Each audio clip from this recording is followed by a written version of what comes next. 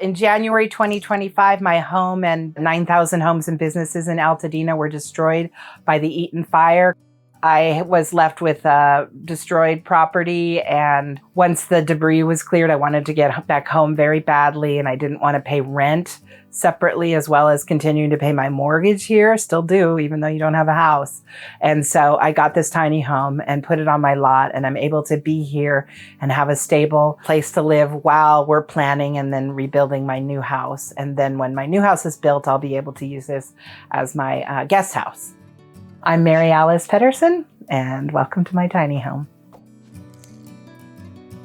The overall design just being so clever and smart, and just, other people have been researching how to do tiny home life for way longer than I've needed mine. And so I appreciated that Tasha Cahill at Cahill Works had done all the thinking for me. And so I didn't have to. I get to pick out the colors of my cabinets and the color of my couch, the green. But yeah, I definitely sit here and watch my TV in comfort and have my little dinner on my TV tray, and life is good.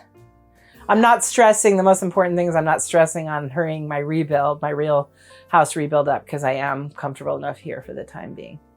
Last year, from August to December till January of this year, I was working a recycling job, and I had to make a lot of phone calls to make appointments. And so, yeah, I totally sat here for hours with this as my office. And then when it would get to closing time, I'd put all those books away and then, prepare a meal or whatever. And then, get the kitties and everybody settled down and watch some TV. Got a hotspot here, so I'm able to get pretty good internet, and everybody gets petted and brushed. My old house, I had a lot of books and records and lots of memorabilia. So luckily we've scaled down from there. But yeah, no, this shelving is really well designed. I've got my phonograph on one end and my printer. It's a little Bluetooth speaker. And then all this area, I leave this open because the kitties like to sit here when it's sunny. And then this is stuff, this is a porcelain heart that I found in my rubble, and in it had been my grandmother's ring, and we found the ring and were able to refurbish it, so it's in here. So got some precious mementos down here, stuff from the fire. But yeah, these little shelvies are cute. I try to keep them fairly organized so they're not too ugly to look at, since that's my view from the couch. I've never felt more loved by my friends and family than I did after the fire, and all the support, and people organize a GoFundMe, and so yeah, I think people are just mostly really admiring and, proud of me for, bouncing back and being more or less functional year after losing everything. And I didn't lose everything because I had my RV, and I got my kitties out. We didn't lose everything. We saved the kitties. Mostly I feel in some ways fortunate compared to, I have neighbors who weren't able to take anything out of their house. Like they didn't, see the fire come, or they were out of town worse, and they, some people lost pets, obviously. And then I did get some photos out and some important papers. And so I'd say, when you're recovering from such a major disaster, I mean, anything you can do to be, stable and functional is admirable. And, I'm happy for whatever, everybody's doing different things to patch together their lives in this last year. And some people are rushing to build their new houses.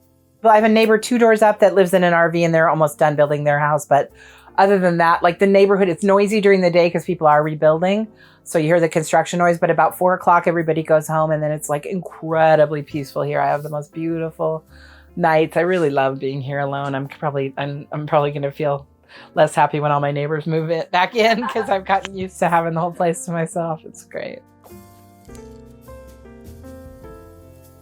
In my kitchen, I have a big, we call it farmhouse sink, and a beautiful faucet that has a flexible nozzle, and some canisters with some of my flour, sugar, tea, and the induction 2-burner induction stove, and a refrigerator, almost normal size refrigerator and freezer. And then I also have a Breville countertop oven that I bought separately, and I have here, and it is pretty adequate for, it fits a pizza. I've definitely baked lots of dishes in it.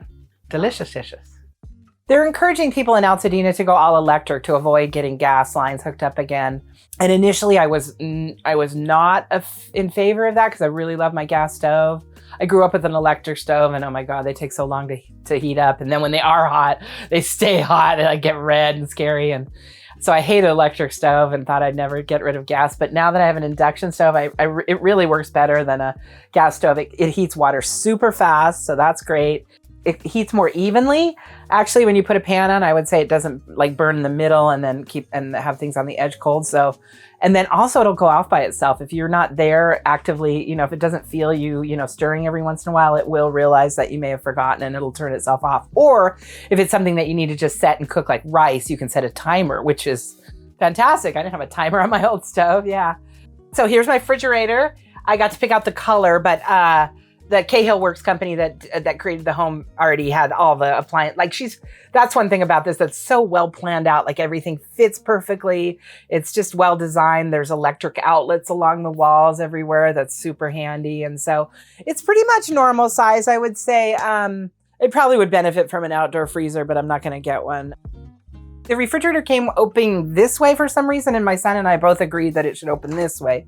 So he switched those for me. And so, yeah, I can turn around, grab stuff from the fridge, and this is right. It's all right here. So, yeah, I would say it's pretty easy and pretty great. My old kitchen was like an L shape, I guess. And so, you have to take a few more steps, I recall, to get to the refrigerator and over to the counter. But other than that, I would say it's pretty functional.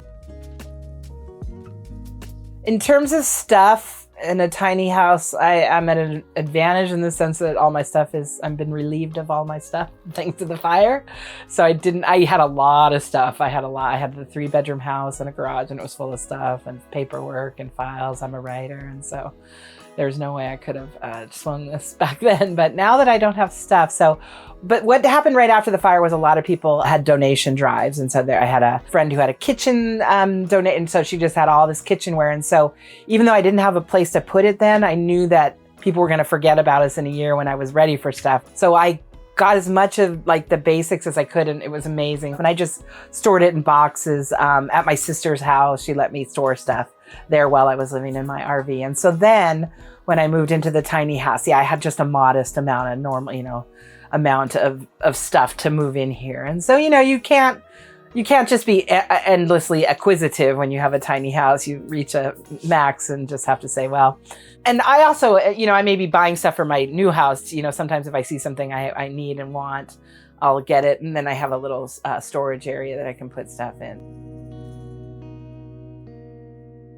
I used to have a beautiful 3-bedroom Spanish-style home that was built in 1928. I had bought it from my high school best friend, Teresa, in 2005, and moved in here as a single mom with my little boy, Soren, who was 6. And we spent the last 20 years fixing it up, and we had almost finished. And then on January 7th, 2025, we lost 9,000 homes and businesses, including mine.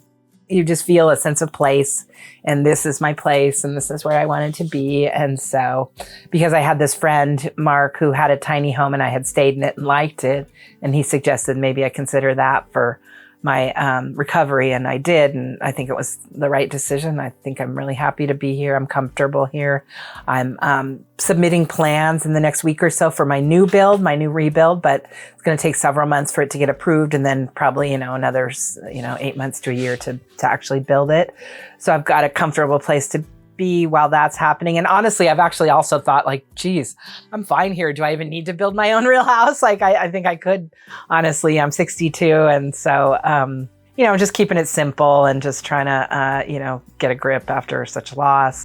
I think tiny home life is great. It's saving me money, off paying rent. I mean, rent in LA is insane. When you pay rent, it's gone forever. It goes to your landlord's equity. And, now that I've, oriented my thinking away from that, it's a great option for people that maybe couldn't afford to build, a brand new, $500,000 home. But that's something like this. It was $85,000 for my tiny home. I believe they're a little bit more now, $95,000. But for under $100,000 to have a turnkey house that you can live in is a pretty great solution for disaster recovery.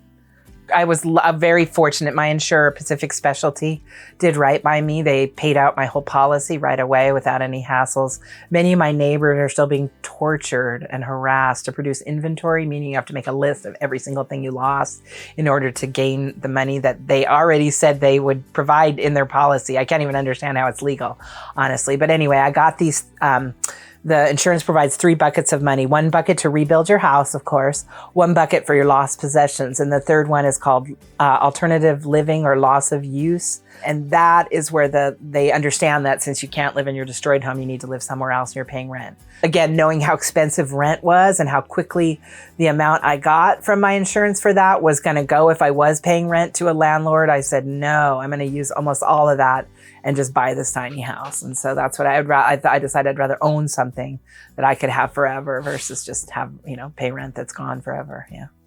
I mean, I think this is probably going to stay here forever in this spot, but should I decide to move, to the country, I did live in more rural community in Humboldt for 10 years during college and after. And so conceivably I could haul this somewhere else and have it somewhere else. So you have that option of being able to change your dwelling spot. Here we are, my beautiful tiny home bathroom. It's just the right size. I don't think you need any more. My bedroom is on one end of the home and my bathroom is on the other end. And in between that is the living room and the kitchen. I've got my most important throne for all my critical business. And it's got the push button flush system. We had to run the sewer line to it, of course. So it's got a real sewer line. And then I've got a big propane tank outside that heats the on-demand water heater and it gets hot. And I take long hot showers. This is my little sink and it's great. It's actually a big sink. It's actually a normal sized house sink, I think. And the shower has got some shelves in it. And so I have had many happy, enjoyable showers. Then I have a little shower stool that I use. It's got a rain shower, shower head that comes and wets you from above. And so I'll sit on the stool and pretend I'm in the bathtub. But I'm getting a hot tub soon, so I like water. I think there's 2 options. You can get a bathtub or you can get the washer and dryer. And even though I love bathtubs, I chose the washer and dryer because there is an excellent laundromat here, but it's always nicer to wash your clothes at home. So yeah, the washer and dryer work great. It's funny when the washer spins, it does shake the house and people think it's an earthquake, but I'm used to it now. But yeah, they work well and they fit in their space. And then I've got storage above it. I've got all my linens. I've got a fair amount of sheets and towels and stuff already. Thanks to the wonderful donations from lots of wonderful, generous people. My little bedroom has a pocket door for privacy and then a queen size bed, which is totally great. I'm glad it's not a double or forget a twin. And then I put a couple shelves in here and then the closet. And then under the bed, the under bed storage is awesome. I've got all kinds of, like I said, donated clothes and shoes and things I'm rebuilding. And so I don't have a partner now. I'm not sure I would want to live in here with another. I mean, I have to, if I really love them and they were, if they went to work every day, maybe we can manage it and just being together at night. But yeah, in general, space is love. It's really suitable for us, for a single person. It's 243 square feet. I think it's about 30 feet long and about 10 feet wide. It was transported here by a Ford truck, just a normal truck, not a semi. And they backed it in here for me. And so then my wonderful handyman and I and my son worked to create this little outdoor space. I already had this cob oven, outdoor kitchen area. So I've got a sink and barbecue out there. But then also I've got this beautiful table that someone donated to me. And so I'm able to have guests over and we've cooked and had meals. We've had a party with music here, a swim party last summer. And I'm standing right now on the pathway that was created with bricks from my old chimney that I had the Army Corps of Engineers save for me at my request. And so, yeah, I feel like to me, it's beautiful. I mean, the part you can't see is where my old house was is a little rough, but this area right here, I've got this little zone that is really pretty livable to me. And I'm happy to have people over and love showing off my tiny home to my neighbors and anybody else who wants to come visit. Unfortunately, climate change is real and we are probably going to continue experiencing climate-driven disasters like fires and floods. And so people lose their homes when those things strike. If you need a way to get back to someplace that you want to be at and knowing that it takes a year or more to build a new home and that these can be built in 10 weeks, I think it's obvious that this is the way to go to get home. And I love being home. Thank you so much for visiting me in my tiny home. I hope you enjoyed it. I hope you're inspired seeing how beautiful it is to live in a small but comfortable and fully functional home like this, to save money, or to, in my case, recovering from a disaster. Really, really, really a good solution. If anybody's into recycling and composting, I'm a zero waste expert. Encourage everybody to keep their organics out of their garbage and make sure that gets composted. I'm also very into natural building. My new home will be a straw bale home, which is the greenest, most fire resilient, lowest cost option that I've found. And so encourage everybody to look into natural building while you're into the groovy alternative living lifestyle.